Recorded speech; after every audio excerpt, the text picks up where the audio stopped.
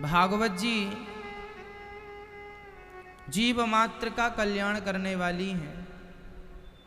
जब भगवान गोपियों को छोड़कर गए, गोपियों की स्थिति बिल्कुल मरने की स्थिति हो गई, मरणासन्न हो गई। भगवान के बिना कोई जीवन है?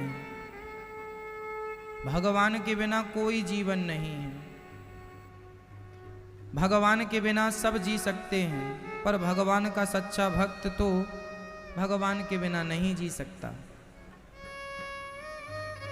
पानी के बिना शायद सांप और कछुआ रह सकते हैं, पर पानी के बिना मछली नहीं रह सकती।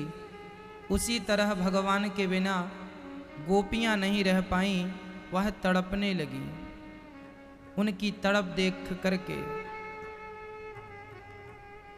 आपको पता है, वृंदावन की जितनी सास थीं, सासू माँ, वो अपनी बहुओं को कृष्ण का दर्शन नहीं करने देती थी। सुनते बहुत थे, जहां बैठे वहां कृष्ण की बातें, कृष्ण ऐसे हैं, कृष्ण वैसे हैं, जहां बैठे वहां कृष्ण की बातें। तो बहुओं को भी मिलने की, दर्शन की बड़ी चाहत थी, पर सासू माँ मिलने नहीं देती थी। क्यों? सास को पता था कि एक बार इसने देख लिया तो फिर ये घर के मतलब की रह नहीं जाएगी, घर के काम की नहीं रह जाएगी। एक बार यदि मन लग गया, एक बार व्यक्ति भगवान से जुड़ गया, भगवान का हो गया, तो फिर वो संसार के मतलब का तो नहीं ही है। एक दिन एक सखी सुन रही थी, कभी देखा नहीं था कि कृष्ण कैसे हैं, सुना था। अचानक आज भगवान उसके पास पहुंच गए, और जब आए उसने पहली बार देखा इतनी सुंदर सूरत, मनमोहक। भगवान जितना सुंदर तो भगवान ही हैं, कोई कैसे हो सकता है इतना सुंदर? कोई नहीं था। वो सखी भगवान को देखकर मोहित हो गई।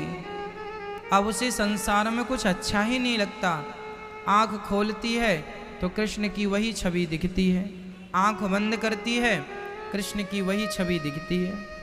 कृष्ण के सिवा कुछ नहीं था उसके जीवन में। सोचो कि जब लड़की विदा होती है अपने मायके से, तो पूरा परिवार कैसे रोता है। किसी लड़की का विदा होना कितना दुखद होता है। कोई निर्दयी होगा जिसकी आंखों में उस समय आंसू ना हो जब लड़की विदा हो रही हो। लड़की की विदाई इतनी दर्दनाक है, इतनी दुखद है। तो सोचो जब कृष्ण वृंदावन से विदा हुए होंगे तो उनकी विदाई पर गोपियों की क्या हालत रही होगी। कैसे वो गोपियां जी पाएंगी। सारी गोपियां कहती हैं कि अब तो जीवन पूरा हो गया, तेरे बिना भी क्या जीना। सांवरिया, तेरे बिना भी क्या जीना, ये कोई जीना है? गोपियां मरने की तैयारी कर रही थी, जी लिया बहुत, पर जब मरने लग जाती तो कुछ गोपियां उन्हें दिलासा दिलाती। सुन, तुझे पता है श्याम सुंदर ने कहा था मैं 2 दिन में आ जाऊंगा। हाँ हाँ कहा तो था, तो फिर आया तो नहीं अभी तक। सखी बोली क्या बताऊं, कहा तो था कि आ जाऊंगा 2 दिन में, अभी तक तो आया नहीं। सखी बोली तू मर गई और कहीं उसके 2 दिन उसी दिन पूरे हुए जिस दिन तू मर गई, तो फिर तू कैसे देखेगी उसे। इसलिए सुन, अभी मर मत। कहा है कि 2 दिन बाद आऊंगा, कभी तो आएगा, कभी तो आएगा। यहाँ गोपियाँ ऐसे रो रही हैं और वहाँ मथुरा में भगवान कृष्ण रो रहे हैं। उद्धव जी आ गए, क्यों रो रहे हैं? बोले अपनी गोपियों की याद आ रही है। अच्छा तो चले क्यों नहीं जाते यहाँ से, तो वृंदावन बहुत करीब है, पास है। कैसे जाएं उद्धव? यदि हम वृंदावन चले गए तो हमारा जो दुश्मन है उसे पता चल जाएगा और वह हम पर अटैक नहीं करेगा, हमारी गोपियों को नुकसान पहुंचाएगा। इसलिए हम अपने दिल में पत्थर रख के गोपियों से दूर हैं, ताकि गोपियों पर कोई संकट ना आए। भगवान के सबसे बड़े दुश्मन उस समय थे कंस के ससुर। कंस को मार दिया भगवान ने। कंस के ससुर बड़े पावरफुल थे। नाम था कंस के जो ससुर थे जरासंध, बड़े पावरफुल व्यक्ति थे। भगवान नहीं आए वृंदावन इसलिए कि मैं आ गया तो फिर गोपियों का नुकसान हो जाएगा, कहीं वो इन पर अटैक किया तो इसलिए। सारी गोपियां कृष्ण कृष्ण पुकारने लग गईं, रोने लग गईं। और यहां भगवान उद्धव जी से कहते हैं, भगवान ने उद्धव जी से कहा घनश्याम ने उद्धव से वृंदावन जरा जाना, वहाँ की गोपियों को ज्ञान का कुछ तत्व समझाना।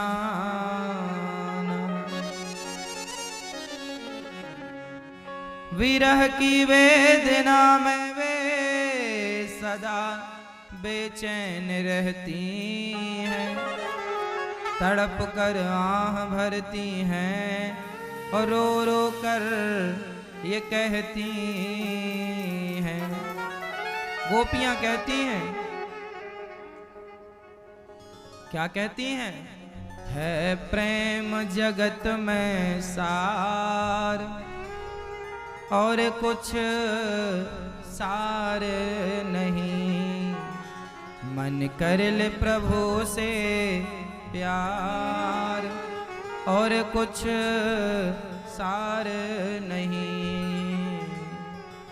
इस दुनिया में सबसे बड़ा सार तत्व क्या है? इस दुनिया का सबसे बड़ा सार तत्व है केवल प्रेम। प्रेम के बिना सब फीका है, सब अधूरा है।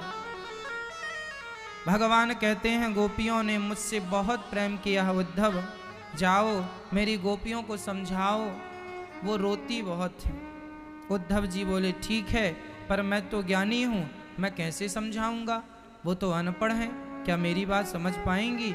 भगवान बोले कोई सरल ढंग से, सरल तरीके से समझा देना, तुम तो विद्वान हो, समझदार हो। अच्छा ठीक है। उद्धव जी बोले ठीक है मैं जाता हूँ। चले।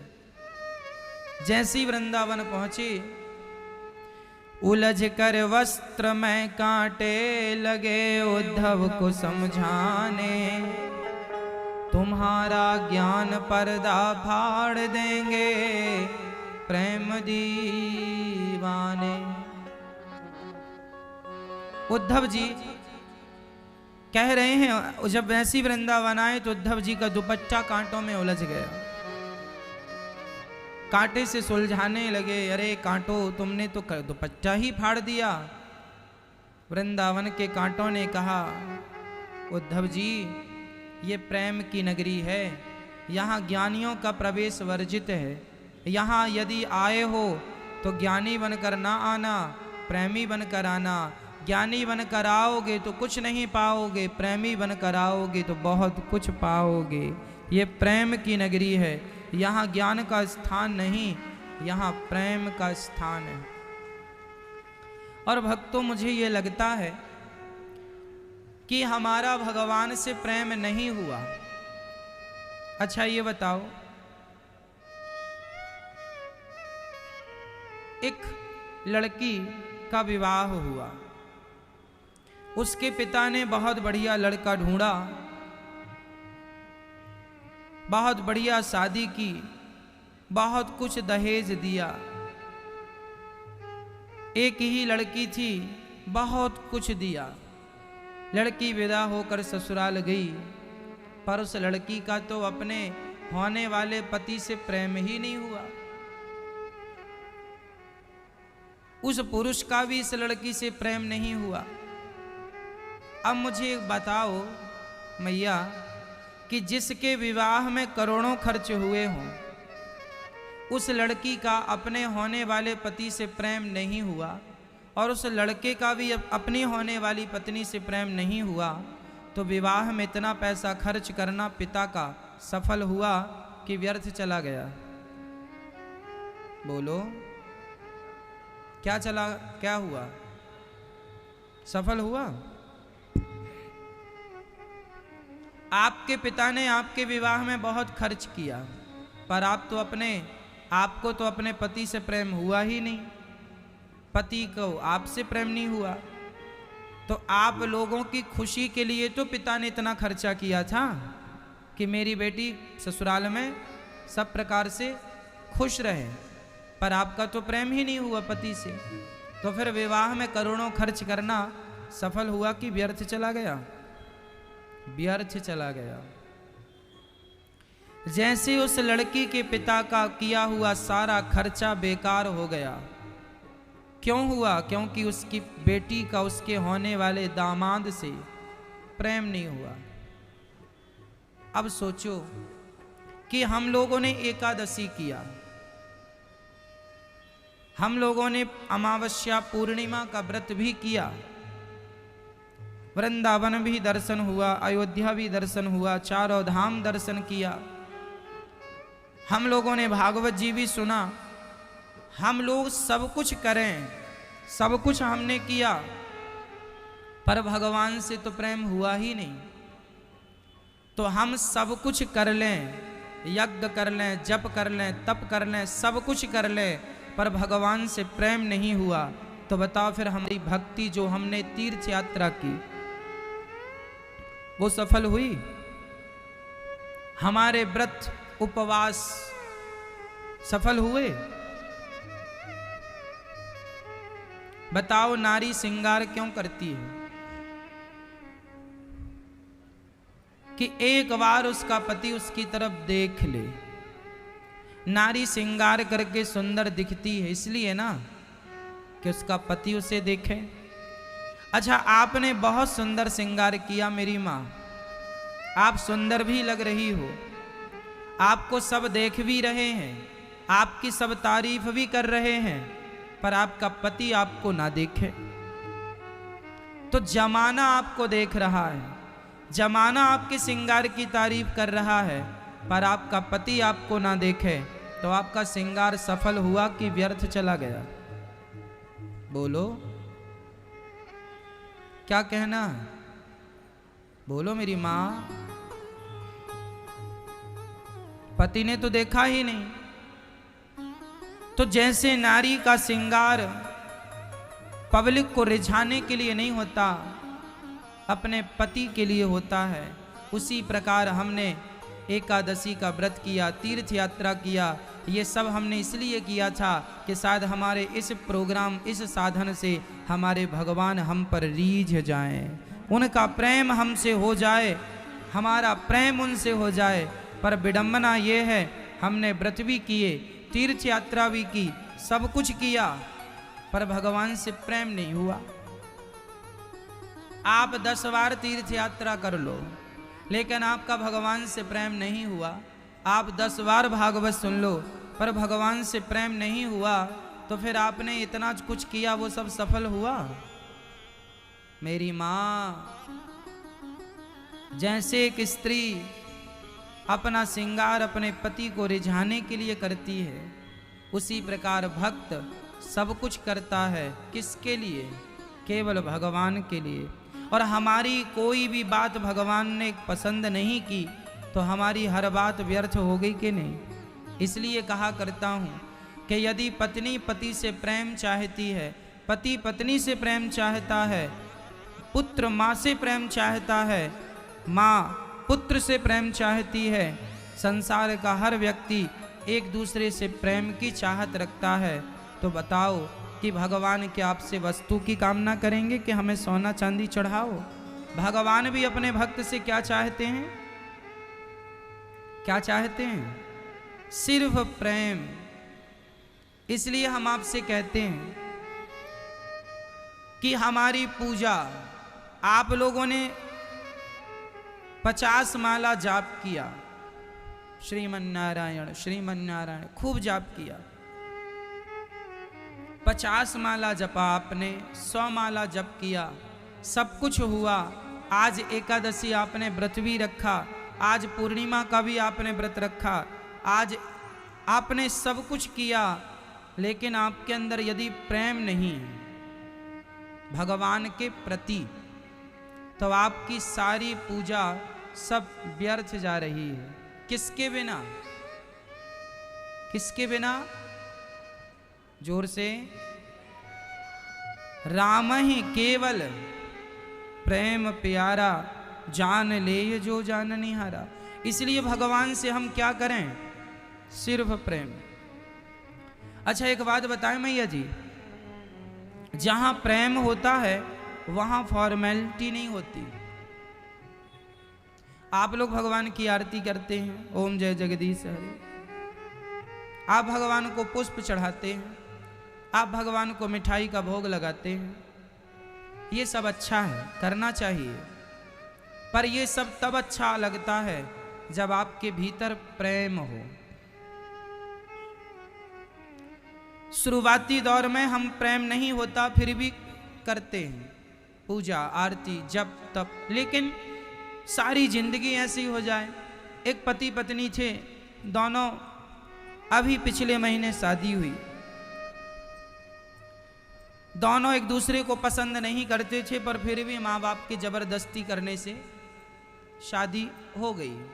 लगा चलो बच्चे हैं, सुधर जाएंगे, रास्ते पर आ जाएंगे। अब पत्नी जो लड़की थी वो भी किसी और से प्यार करती थी, इससे शादी करना नहीं चाहती, वो अपने प्रेमी से शादी करना चाहती थी, पर माँ बाप ने जबरदस्ती कर दी।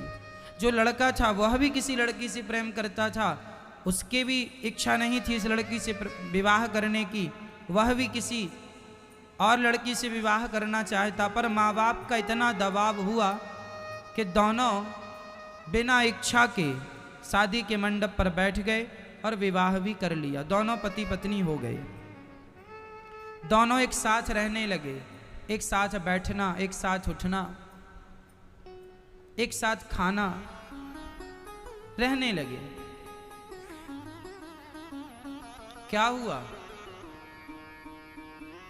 दोनों एक दूसरे के पास रहते रहते, थोड़ी थोड़ी बातें करते करते, उन्होंने धीरे धीरे जब वो साथ में रहने लगे, पहले प्रेम नहीं था, पर जब वो साथ में रहने लगे तो फिर उन दोनों में एक दूसरे के प्रति प्रेम जाग गया। दोनों एक दूसरे से प्रेम करने लगे, दोनों एक दूसरे के करीब आ गए, और दोनों की गृहस्थी अभी बिल्कुल गंदी थी, अब बहुत अच्छी हो गई। क्यों? अभी प्रेम नहीं था दोनों के बीच में, तो उनकी गृहस्थी उजड़ी उजड़ी सी थी, लेकिन जब से उनकी गृहस्थी में प्रेम प्रवेश किया, उनकी गृहस्थी बसी बसी सी लगने लगी कि गृहस्थी बस गई। प्रेम के बिना जीवन उजड़ा है। प्रेम के बिना जीवन कैसा है? उजड़ा है, और प्रेममय जीवन बसा हुआ है। अर्थ क्या हुआ? वह लड़की किसी और से प्रेम करती थी, वह लड़का किसी और से प्रेम करता था, पर रहते रहते प्रेम होता है। उसी तरह हम कह रहे हैं वो लड़का लड़की कोई और नहीं, हम और आप ही वो लड़का लड़की हैं। हम लोगों को भी किसी और से प्रेम है। किस से? अपनी पत्नी से, अपने पति से, अपने पुत्र से, अपने परिवार से, अपने पैसे से। हम लोगों को भी इनसे ज़्यादा प्रेम है, भगवान से थोड़ी प्रेम है। पर मैं कहता हूँ कि जैसे वो लड़की लड़का साथ में रहते रहते प्रेम करने लग गए, ऐसे तुम भगवान के करीब रहो रहो रहो, धीरे धीरे भगवान के पास रहते रहते, धीरे धीरे कथा सुनते सुनते, धीरे धीरे कीर्तन करते करते, ना चाह करके भी तुम्हारा प्रेम एक न एक दिन जाग जाएगा। और जिस दिन तुम्हारा प्रेम भगवान के प्रति जाग गया, समझ लेना कि उसी दिन तुम्हारी भक्ति सफल हो गई। अच्छा, प्रेम जल्दी नहीं जागता मैया। ऐसा नहीं कि आप आज ही कथा सुने, आज ही आपने वृंदावन में बिहारी जी का दर्शन किया और आज ही प्रेम जाग गया। ऐसा होता है, पर बहुत कम होता। करते करते भगवान के चरणों में जब तक हमारा प्रेम ना हो, मेरी माँ मैं जंगल भी चला जाऊं और समाधि में डूब जाऊं, पर मेरी समाधि भी सफल तब होगी जब मेरे अंदर भगवान के चरणों में प्रेम होगा। मेरी तपस्या भी पूरी तब मानी जाएगी जब मेरा भगवान के चरणों में प्रेम होगा। सच्ची कहता हूँ मेरी माँ, बिना प्रेम के जीवन शून्य है, जीवन अधूरा है। इसलिए कहा करता हूँ, आप लोगों को प्रेम सिखाने की जरूरत नहीं है, आप लोग तो प्रेम करते हैं। आप लोग प्रेम करते हैं कि नहीं? किन से? विडंबना ये है कि आप लोग प्रेम करते हैं। अच्छा, आप लोगों को प्रेम सिखाने की जरूरत नहीं है, आप लोग खूब प्रेम करते हैं, पर प्रेम आपका गलत डायरेक्शन में है। किससे प्रेम है? यदि हमारा प्रेम बच्चों से हो गया तो उस प्रेम को जमाना नाम क्या देगा? बोलो। उस प्रेम का नाम है मोह। क्या नाम है उसका? लोग कहते हैं इनको बच्चों से बड़ा मोह है, इनको बच्चों से, बोलो, बड़ा क्या है मेरी मां? मोह। यदि प्रेम पुत्र से जुड़ जाता है तो वह प्रेम मोह बन जाता है। यदि वह प्रेम पत्नी से जुड़ जाए, पति से जुड़ जाए, तो उसका नाम ममता हो जाता है। लोग कहते हैं तुम्हें घर गृहस्थी में बहुत ममता है। क्या है? ममता बहुत है। यदि पत्नी से वह प्रेम जुड़ गया तो वह ममता हो जाता है, वह वासना भी बन जाता है। पत्नी से जुड़कर प्रेम क्या बन जाता है? वासना, ममता। यदि वही प्रेम आपका पैसों से हो जाए तो वो उस प्रेम का नाम हो जाता है लोभ। लोग कहते हैं बहुत लोभी है। देखो जी मैया, प्रेम तो ज्यों का त्यों है, प्रेम तो पानी की तरह। जरा सुनिएगा, प्रेम का स्वरूप पानी की तरह होता है। प्रेम कैसा होता है? प्रेम कैसा होता है मेरी माँ? पानी की तरह। पानी को लाल रंग में डाल दो तो पानी लाल हो जाता है, हरे में डाल दो तो पानी हरा। पानी का कोई रंग नहीं है, पानी को जिसमें मिलाओ पानी वैसा। उसी तरह प्रेम का कोई रंग रूप नहीं होता। प्रेम को यदि पत्नी के साथ जोड़ दोगे प्रेम वासना बन जाएगा। प्रेम यदि पैसे के साथ जुड़ जाएगा तो प्रेम लोभ बन जाएगा, और वही प्रेम भगवान से जुड़ जाएगा तो वही प्रेम भक्ति बन जाएगा। अब आपको देखना है कि अपने प्रेम को किससे जोड़ना है।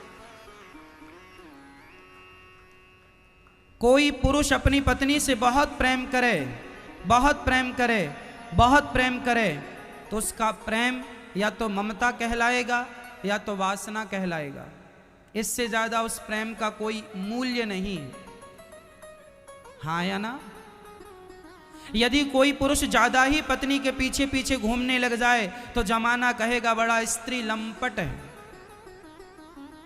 जमाना उसे नाम देगा स्त्री लंपट है। मतलब उसका प्रेम यदि स्त्री से जुड़ गया तो उस प्रेम को लोगों ने स्त्री लंपट नाम दे दिया। कोई स्त्री बहुत प्रेम करने लग जाए अपने पुरुष से और संसार की वासना रखे, इच्छाएं रखे, तो उस प्रेम का नाम काम हो जाता है। बड़ी कामी है स्त्री या पुरुष। कामी मतलब प्रेम का नाम काम हो गया। और वही प्रेम यदि बिहारी जी के चरणों से जुड़ गया तो लोग कहते हैं कितना बड़ा भक्त है भगवान का। वह प्रेम क्या बन गया? भक्ति। अब आपको डिसीजन लेना है कि आप अपने प्रेम को वासना बनाते हैं या फिर उपासना बनाते हैं। मर्जी आपकी है। आपका प्रेम आप कहां समर्पित करते हैं? जो लोग कहते हैं कि संसार से किया हुआ प्रेम, आजकल के नौजवान बच्चे लड़का लड़की प्रेम करते हैं और वो कहते हैं प्रेम कर रहे हैं, हम बहुत प्रेम करते हैं, सच्चा प्रेम करते हैं। तुम भले सच्चा प्रेम करते हो, अच्छा है, पर तुम्हारा द्वारिका पहुंची। देखो मीराबाई ने प्रेम भगवान से किया, और जब वो द्वारिका गई, द्वारिकाधीश के चरणों में बैठी रोती रहती, और जब उनके यहाँ चित्तौड़ से बुलावा भेजा कि जाओ मीरा को बुला कर लाओ, यहाँ से ब्राह्मण देवता चले। मीरा, अब उस समय मीरा को जहर पिलाने वाला राणा मर चुका था, मीरा का बुढ़ापा आ गया था, राणा मर चुका था, राणा की जगह कोई नया राजा आ गया था। उसको पता चला कि यहाँ मीरा नाम की कोई लड़की हुई थी, बहुत बड़ी भक्त थी, पर उसके साथ राणा लोगों ने बड़ा अत्याचार किया। उन लोगों को पता चला तो उन लोगों ने बुलावा भेजा कि ऐसी भक्ति मती स्त्री हमारे नगर में रहेगी तो हमारी नगर की भक्ति बढ़ेगी, यहाँ का यश बढ़ेगा, यहाँ की कीर्ति बढ़ेगी। तो बुलावा भेजा मीरा को, जाओ मीरा को लेकर आओ। ब्राह्मण देवता चले, नगरवासी प्रतिष्ठित लोग चले। मीरा उस समय द्वारिका में मंदिर प्रांगण में रो रही थी। गांव नगर के लोगों ने कहा, मीरा, राणा मर गए हैं और अब कोई बढ़िया राजा हैं, चलो वो तुम्हें याद कर रहे हैं, तुम्हें कोई कष्ट नहीं होगा, अब तुम बहुत सुख से वहां रहना। मीराबाई रोने लगी जोर जोर से द्वारिकाधीश को देखकर, हे द्वारिकाधीश, क्या फिर आपके चरणों को छोड़कर मुझे संसार में जाना पड़ेगा? हे द्वारिकाधीश, अब मैं थक गई हूं जा जाके यहाँ वहां, अब मुझे अपने चरणों से दूर ना करो द्वारिकाधीश। और ऐसे कह करके ना उसकी सच्ची लगन भगवान से लगी। जब रोने लगी, पूर्ण रूप से भगवान को समर्पण कर दिया, तो उसका रोना भगवान देख ना सके भक्तों, और भगवान का मुंह खुला। आप बता दूं, मीराबाई की आज भी दुनिया में कहीं समाधि नहीं है। अंत समय द्वारिकाधीश का मुंह खुला। उस समय वहां बहुत सारे भक्त मौजूद थे, सबके आंखों के सामने की बात है। मुंह खुला द्वारिकाधीश का, और भगवान मीरा को अपने मुख में स्थान देते हैं, और अंत में मीराबाई भगवान के हृदय में समा गई। अर्थ यह हुआ, भगवान ने शरीर सहित मीरा को मुख के द्वार से अपने परम धाम में भेज दिया। वह मीरा भगवान के मुख में समा गई। अब देखिए ना, संसार का भक्त यदि मीरा अपने पति से प्रेम करती तो बताओ उसका पति उसे क्या देता। लेकिन भगवान से प्रेम किया तो भगवान ने अपने मुख में स्थान दिया, और आज सदियां बीत गईं, लेकिन मीरा की तरह दूसरी स्त्री को इतने भाव से तो नहीं देखा और पूजा जाता। मीरा जैसी तमाम स्त्रियां हो सकती हैं तो उनको भी मीरा की तरह आदर मिलता है। जो भगवान से जुड़ गया उन्हें आदर मिलता है, नहीं तो आज संसार में क्या स्त्रियों की कमी है? लेकिन वह मीरा जैसी प्रतिष्ठा तो आज कोई स्त्री नहीं पा रही है। क्यों? यही अर्थ है ना भक्तों, कि भगवान से जुड़ जाने के बाद आप वह प्राप्त कर लेते हैं जो संसार के लोग आपको नहीं दे सकते। इसलिए प्रेम भगवान से किया जाए, केवल गोविंद से प्रेम किया जाए। ये संसार के लोग प्रेम ठीक है, आप 2% प्रेम संसार से करिए, पर 98% 98% प्रेम भगवान से करिए। अधिकता भगवान की तरफ हो, थोड़ी थोड़ी ठीक है कि काम चलता रहे इन लोगों का संसार का, नहीं तो ये बिना प्रेम के ये सब फीका हो जाएगा। पर अधिक प्रेम भगवान को। आज उद्धव जी जब आए और व्रज में प्रेम को उन्होंने देखा तो उनकी आंखें खुली के खुली रह गई। माँ यशोदा का वो प्रेम, गोपियों का वो प्रेम, और जब प्रेम आजकल का प्रेम संसार का जो है वह वासना से भरा हुआ है, जबकि गोपियों का प्रेम शुद्ध प्रेम था, कोई इच्छा नहीं। अच्छा, प्रेम किसे कहते हैं? कोई कम शब्दों में कहे कि प्रेम की परिभाषा दीजिए, क्या प्रेम होता है बताइए? तो आपको हम बता दें, निष्काम जो है, आपने किसी स्त्री से प्रेम किया, यदि कोई लड़की बहुत सुंदर है और कोई पुरुष उससे प्रेम कर ले तो इसका अर्थ ये है कि उस पुरुष ने उससे प्रेम नहीं किया, उसकी सुंदरता पर किया है, क्योंकि वो बहुत सुंदर है। कोई स्त्री पुरुष से प्रेम कर ले और बहुत सुंदर पुरुष है, तो वह सुंदर पुरुष से इसलिए प्रेम है क्योंकि पुरुष सुंदर है, मतलब प्रेम पुरुष से नहीं है, उसकी सुंदरता से है। अच्छा, कोई स्त्री बहुत धनवान पुरुष से प्रेम कर ले तो वह प्रेम उससे नहीं है, क्योंकि उसके पास धन है, तो प्रेम धन से है। अच्छा, आपने सुंदरता देख के प्रेम किया और सुंदरता कल को चली गई। एक राजा का इसमें दृष्टांत हम दिया करते हैं। एक गांव में एक लड़की थी, बहुत सुंदर थी। वहां से एक राजा गुजर रहे थे। राजा ने उस लड़की को देखा। वो राजा नया राजा था, बिल्कुल नया युवा। अभी अभी उसके पिता ने उसको राजगद्दी पर बिठाया, तो वो नगर का भ्रमण करने निकला, तो एक सुंदर सी लड़की पर उसकी नजर पड़ गई, बहुत सुंदर थी। तो राजा ने अपनी पालकी रोकी और राजा ने उस लड़की से कहा कि मैं तुम्हें रानी बनाना चाहता हूँ, तुमसे विवाह करना चाहता हूँ। क्यों? क्योंकि तुम बहुत सुंदर हो। लड़की ने कहा मुझे 1 महीने का वक्त चाहिए, 1 महीने बाद आप मुझसे विवाह कर लेना।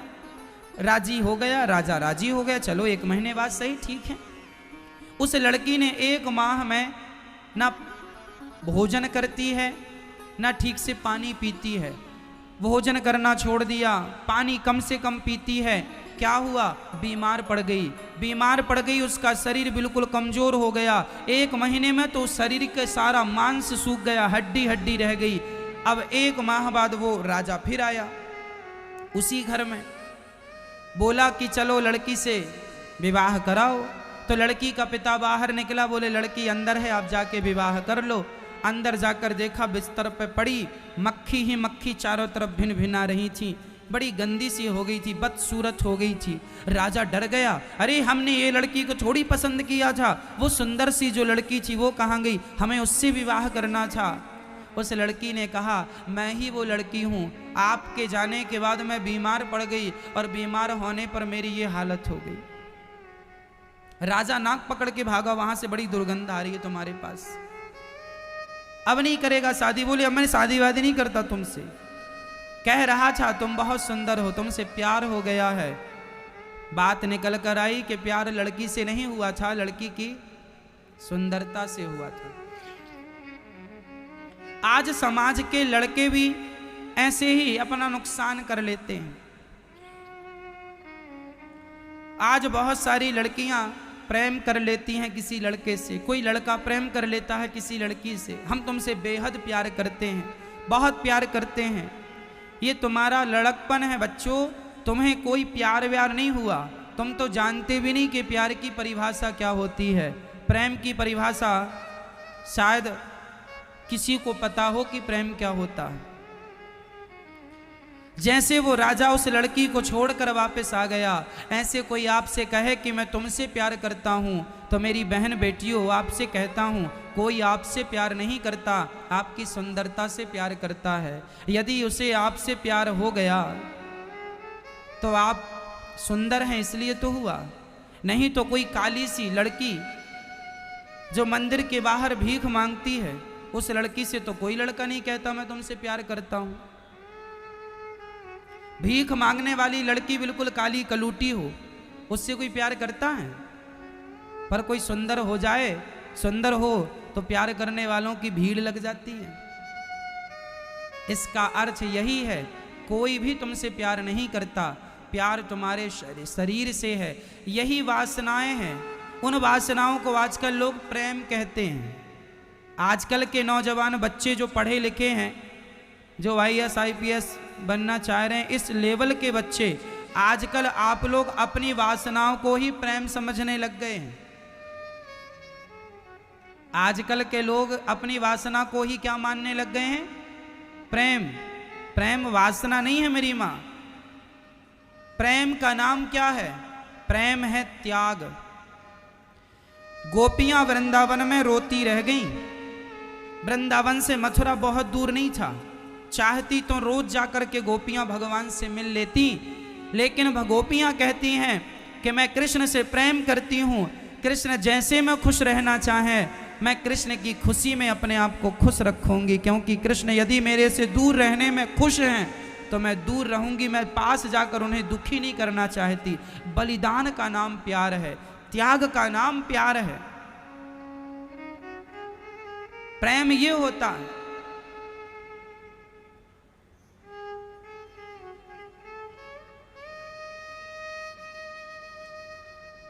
हमारे भारत में तमाम मुगलों ने हमारे हिंदू भाइयों को, सिख भाइयों को कहा हम तुम्हारा कत्ल कर देंगे, मुसलमान धर्म अपना लो, मुस्लिम धर्म अपना लो। उन्होंने कहा हमें मार दो पर हम अपना धर्म नहीं बदलेंगे। मर गए पर उन्होंने अपने धर्म को नहीं छोड़ा। ये प्रेम है अपने धर्म के प्रति कि मैं मर जाऊं पर अपना धर्म नहीं छोड़ूंगा।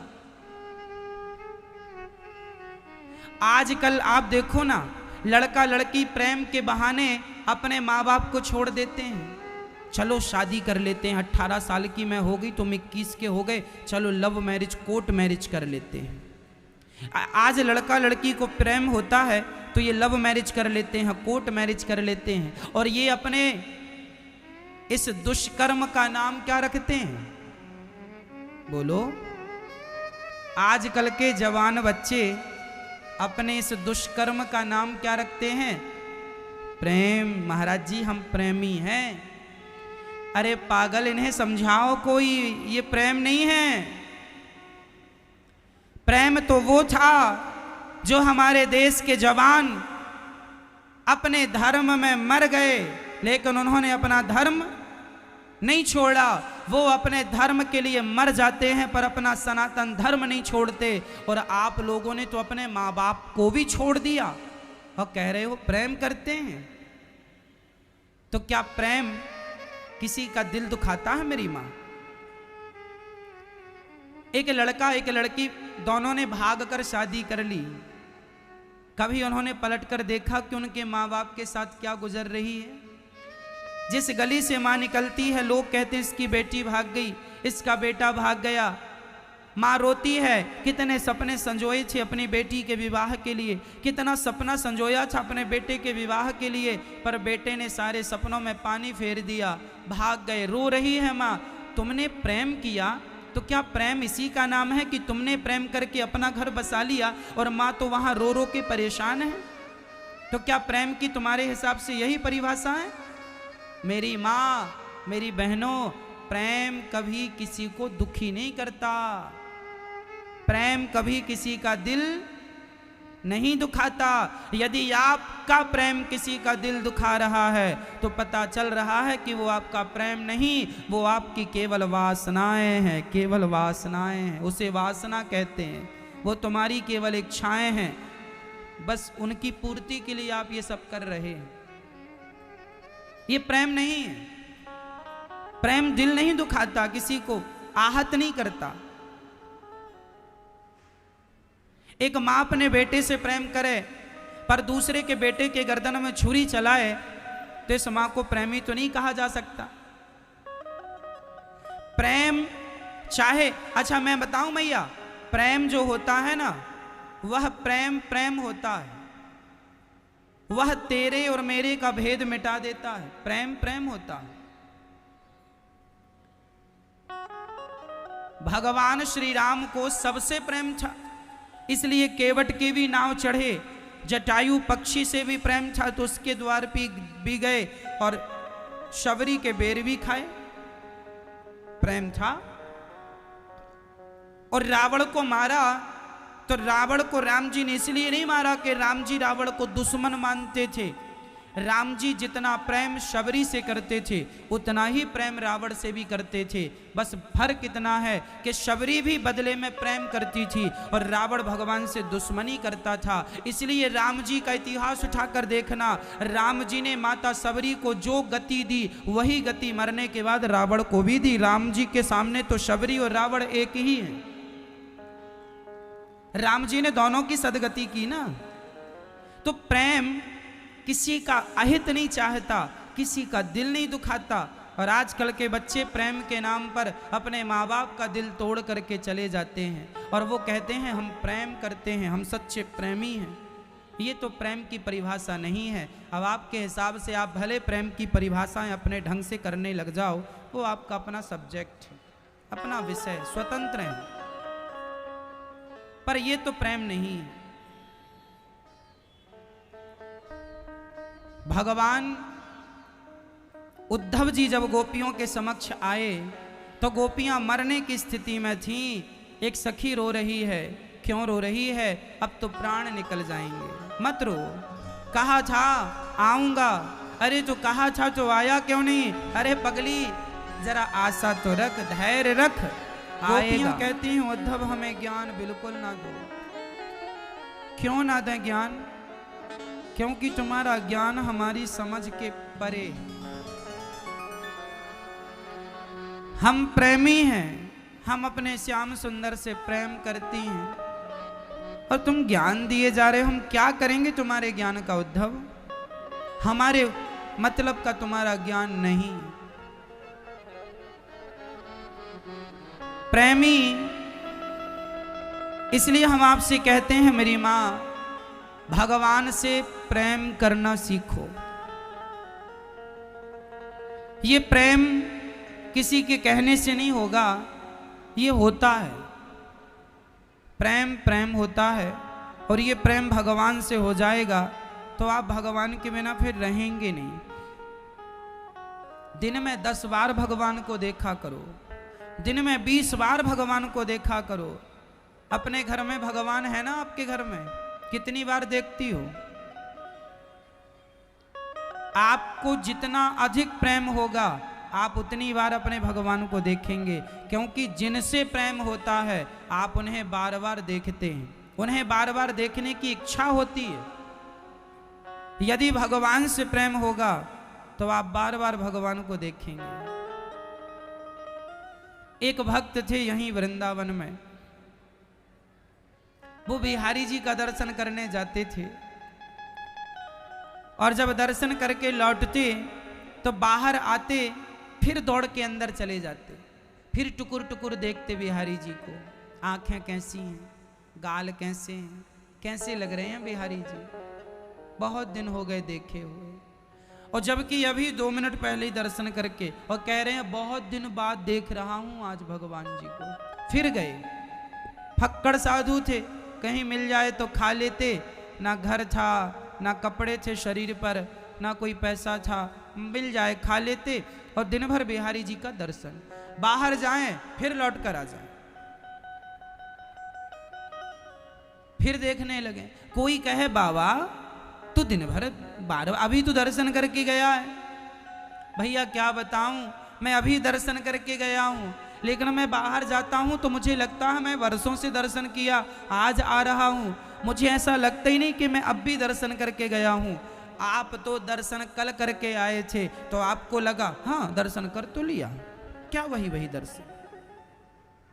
और वो साधु कहता कि मैं बाहर तक जाता हूं, इतने में ऐसा लगने लगता है कि वर्षों हो गए अपने कन्हैया को देखे हुए, फिर देखने चला आता हूं। सवेरे से शाम तक वो 50 बार भगवान को देखता, वहीं रहता, बस बिहारी जी को देखने के लिए। बस मेरी माँ, जब ये पागलपन कोई भक्त में आ जाए, तुम में और हम में, तो समझ लेना कि भक्ति सफल हो गई। भगवान के बिना जी ना लगे, मन ना लगे। आपके घर में जो लड्डू गोपाल जी हैं, आप उनका भी श्रृंगार करना मेरी माँ। आप अपने ठाकुर जी को खूब प्रेम किया करो। ये जो ठाकुर जी हैं ना तुम्हारे लड्डू गोपाल जी, यही तुम्हारे बिहारी जी हैं। ये समझना कि बिहारी जी ही इस रूप में तुम्हें प्राप्त हुए हैं और वो भगवान ही है। वह जो तुम्हारे लड्डू गोपाल जी हैं वह भगवान कृष्ण ही हैं, वह बिहारी जी ही हैं। उन्हें बड़े प्रेम से रोज नहलाया करो, बड़ी श्रद्धा से ज़्यादा समय भगवान को दिया करो। खूब नहलाओ, खूब श्रृंगार करो। भगवान को एक थाली पे बिठाओ, थाली पे बिठाकर उनको बढ़िया जल से, दूध से, दही से, घी से, शक्कर से, शहद से स्नान कराओ और स्नान करा के फिर ठाकुर जी को बड़े प्रेम से कपड़ा से ठाकुर जी को तौलिए से पोंछो और फिर भगवान जी को वस्त्र पहनाओ, उनका श्रृंगार करो, उनके एक एक अंग को देखो, उनकी आंखों में अपनी आंखें मिलाओ और बार बार उन्हें देखा करो। आप अपने मोबाइल में भी अपने ठाकुर जी की फोटो रखा करो, जब मन करे सो निकाल कर देख लिया करो। यही प्रेम है, यहीं से शुरुआत होती है प्रेम की। और जब आपका प्रेम हो जाएगा तो फिर उनकी याद में आपकी आंखों में आंसू आने लग जाएंगे, और जब आपकी आंखों में आंसू आने लग गए समझ लेना कि आप सही दिशा में जा रहे हैं, आपकी भक्ति सही रास्ते पर चल रही है, बिल्कुल ठीक चल रही है। यही भगवान की भक्ति है। भगवान को ज्यादा से ज्यादा समय दिया करो। भक्तों, एक दिन अब उद्धव जी भगवान की चिट्ठी गोपियों को देकर समझाने लगे। तब गोपियां कहती हैं, ऐ उद्धव हमें ज्ञान की पोथी न सुनाना, क्यों? हम प्रेम दीवानी हैं, वो प्रेम दीवाना।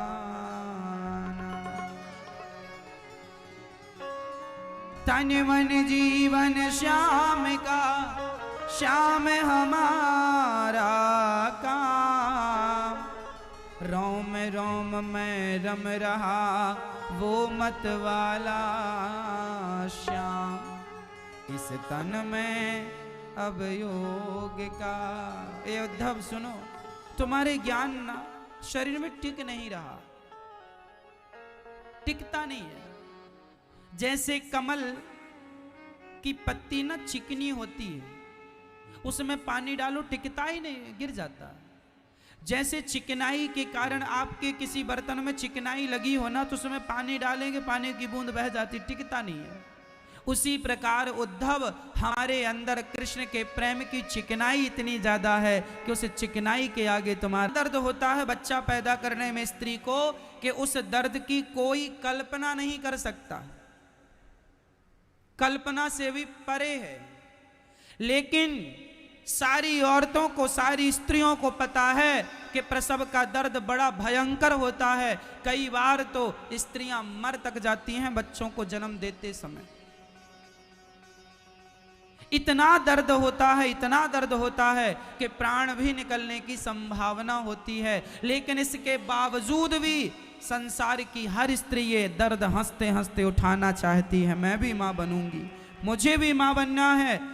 हर स्त्री इस दर्द को उठाना चाहती। उद्धव, जैसे प्रसव का दर्द बड़ा खतरनाक होता है, पर हर स्त्री इस दर्द को उठाना चाहती है, उसी प्रकार कृष्ण के वियोग का दर्द बड़ा भयंकर है। लेकिन फिर भी उद्धव, इस वियोग के दर्द में हमें जो सुख मिल रहा है, शायद वो सुख हमें कभी नहीं मिला। इसलिए हम ये सुख उठाना चाहते हैं, ये दर्द उठाना चाहते हैं। हमें रोने दो उद्धव, कम से कम हमसे रोने का अधिकार तो ना छीनो। उद्धव जी आए थे ज्ञानी बनाने गोपियों को, पर उद्धव खुद प्रेमी बन गए। है प्रेम जगत में सार और कुछ सार नहीं, मन कर ले प्रभु से प्यार और कुछ सार नहीं। बिना प्रेम के मैया सब व्यर्थ है। इसलिए भगवान से क्या चाहिए हमें? केवल प्रेम। वो भी हमसे प्रेम करें, हम भी उनसे प्रेम करें। अच्छा, भगवान तो सबसे प्रेम करते हैं, लेकिन हम लोग करने को तैयार नहीं। इसलिए मैया, आप धीरे धीरे अपना बेटा बेटी वाला प्रेम कम कर लो और वही प्रेम भगवान से करना शुरू कर दो। क्योंकि तुम्हारे पास प्रेम तो उतना ही है ना जितना था, तुमने पूरा बच्चों में उड़ेल दिया। भगवान के लिए तो बचा ही नहीं है। इसलिए बच्चों वाला प्रेम वापस ले लो। बच्चों से बहुत प्रेम कर लिया, वापस लो प्रेम। चलो भाई, प्रेम आप तुमसे प्रेम नहीं करेंगे ज्यादा, तुम बड़े हो गए हो, समझदार हो गए हो। छोटे थे तो खूब प्रेम किया, अब बड़े हो गए, चलो प्रेम कम करो बच्चों से, अब प्रेम अब भगवान से करो। बेटा बेटी से प्रेम करते करते मर जाओगी मैया, ओ मैया, हाँ, भगवान से नहीं करोगी। कब करोगी? तारीख बताओ हमें, कब से? 2025 से चालू करोगी? हाँ, अभी 2021 से चालू कर दो मैया। अभी प्रेम भगवान से अभी से करना स्टार्ट करो, ताकि अंत समय भगवान का स्मरण हो आपको और आपकी सदगति हो जाए। भगवान का नाम जप लेना। चैतन्य महाप्रभु सबको जपाया करते थे, सबसे कहते थे हरि बोल। चैतन्य महाप्रभु सबसे कहते हैं हरि बोल, हरि बोल, हरि बोल, हरि हरि बोल, हरि हरि बोल, हरि हरि बोल। चैतन्य महाप्रभु शराबियों के पास जाते हैं, शराबियों के पांव पकड़ते हैं और बोलते हैं भैया हरि हरि बोलो, हरे कृष्ण बोलो, हरे राम बोलो। शराबी लोग शराब पीते हैं, कुल्ला कर देते हैं चैतन्य महाप्रभु के मुंह में। इतने दुष्ट शराबी। चैतन्य महाप्रभु के भक्त लोग बोलते हैं गुरुजी ये आपका अपमान कर रहे हैं, हमें सहन नहीं हो रहा, गलत कर रहे हैं आपके साथ, आपको क्या जरूरत है इनके पांव पकड़ने की। तब चैतन्य महाप्रभु कहते हैं बेटा तुम नहीं जानते, ये पतित लोग हैं, इनके मुंह से कभी भगवान का नाम नहीं निकलता, ये सीधा नरक जाएंगे। एक बार भी धोखे से इन्होंने भगवान का एक भी नाम ले लिया तो उस एक नाम के बल पर ये कम से कम भवसागर से तो पार कर जाएंगे। मैं नहीं चाहता कि मनुष्य का शरीर पाकर भी किसी की दुर्गति हो।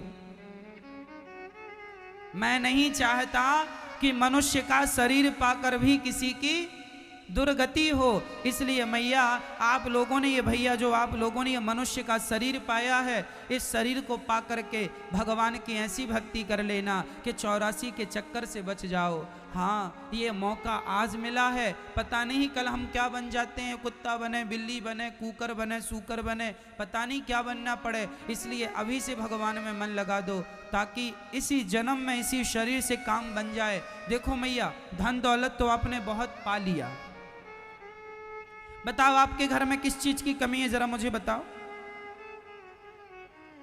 क्या है, किस चीज की कमी है आपके पास? अब खाने को रोटी नहीं है आपके घर में? है तो हाँ करो। खाने को रोटी है ना आपके घर में? पहनने को कपड़े हैं ना आपके घर में? रहने को मकान है ना आपका? रहने को छाया है ना? रहने को छाया भी है, खाने को रोटी भी है, पहनने को कपड़े भी हैं, बच्चे भी हैं, बेटी भी है, बेटा भी है, पति भी है, पत्नी भी है। लगभग आपने सब सुख ले लिए, सब कुछ आपको विधाता ने दिया है। जिनको नहीं मिला वो अलग विषय है। आप में से जिनको ये सब मिला है, पत्नी भी मिली, पति भी मिला, पुत्र भी मिला, पुत्री भी मिली, पैसा भी मिला, इज्जत भी मिली, सब कुछ तुम्हें थोड़ा थोड़ा ईश्वर ने दे दिया, मुट्ठी मुट्ठी सब दिया। लो ये भी ले लो, ये भी ले लो, ये भी ले लो, ये भी ले लो, सब मिला आपको, सब मिला। अब बताओ अब क्या बाकी रह गया? अब क्या बाकी है? अब क्या बाकी है? तो क्या अभी भी तुम बेटा बेटा करते करते ही मर जाओगी?